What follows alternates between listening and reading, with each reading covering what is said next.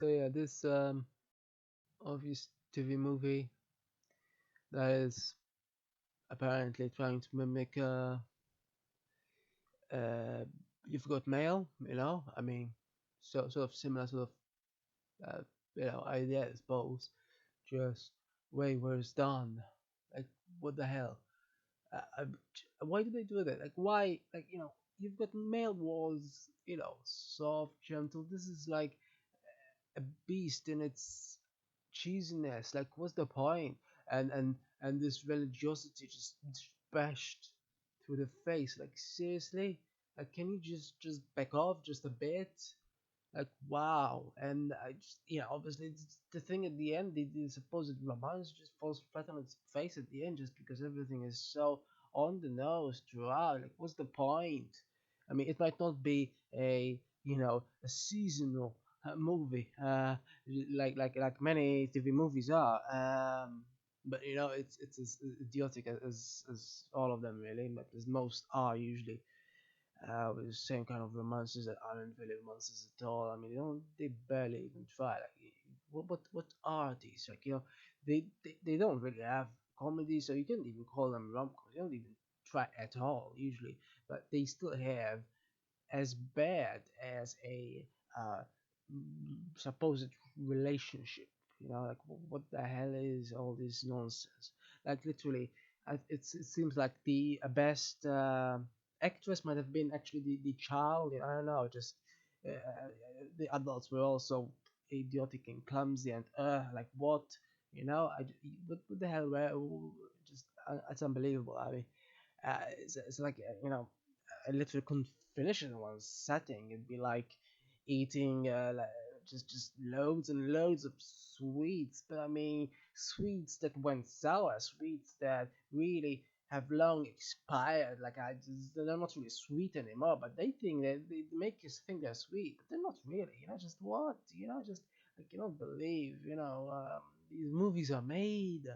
And yet clearly they seem to have followed the You've Got Mail formula, with the transferring and sending each other letters, etc. But You've Got Mail was so much gentler. I mean, when it actually had comedy as well, and just they don't know subtlety in this movie at all. You've Got Mail had subtlety.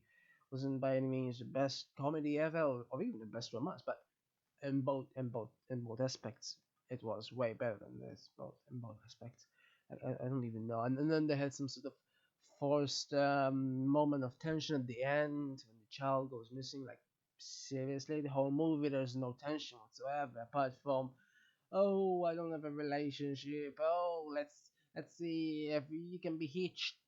But like seriously, and then suddenly the child goes missing. Oh my god, so much tension. And I'm like, oh, I wonder these overly predictable movies. I wonder what will happen at the end. I cannot possibly imagine. Yeah, no, yeah, totally sure the child will somehow be found dead, like sometimes happens in real life, but no, not in these movies. Oh no, I mean, it'd be absolutely impossible. They follow some sort of stereotypical formula to a T, and it's impossible to deviate from it. Absolutely impossible. I can't believe just how like literally the only thing that is remotely interesting about these sort of movies are the visuals. They're usually so crisp, I suppose, and I guess one could say the food and such is pretty much it. Other than that, though, like literally they show sweets all over.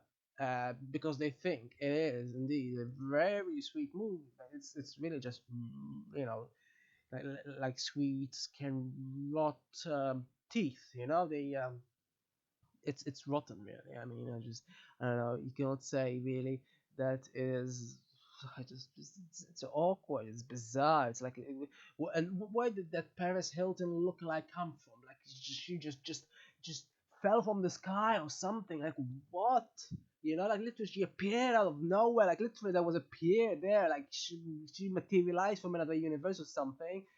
I cannot believe. And then somehow in her biography she says, "Oh yeah, I totally thank everyone who helped me along with my career." And I'm like thinking, oh yeah, nothing to do with the fact that you look like Paris Hilton. Oh no, no, must be nothing to do with that. No, I'm sure people. I mean, this is not like I mean, Gray. So she literally said that it was due to nepotism, like that director, didn't use the word, but, maybe she doesn't even know, but she literally just said that people help me out. Great, wow, man, I'm sure it's that kind of industry, but yeah, I don't know, just it's a bizarre sort of thing.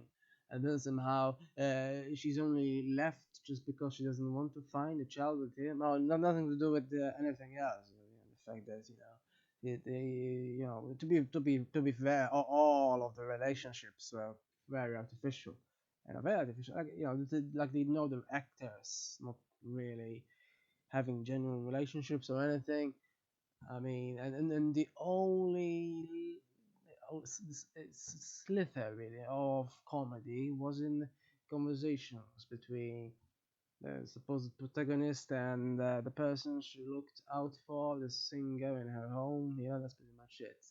Just and at one point when she just glared at her, with her eyes, it was kind of funny. But other than that, there wasn't really anything else as comedy. But you know what was almost funny that it's just it's idiotic. So I mean, so idiotic that it's almost funny is the fact that at one point the guy there, the supposed male protagonist, is described as the hottest guy in town, presumably. I'm thinking, wow, the others must be really bad. I cannot believe they resort to hyperbole when it's such an obvious idiocy, right? Like, what's the point of writing such nonsense, of saying such nonsense?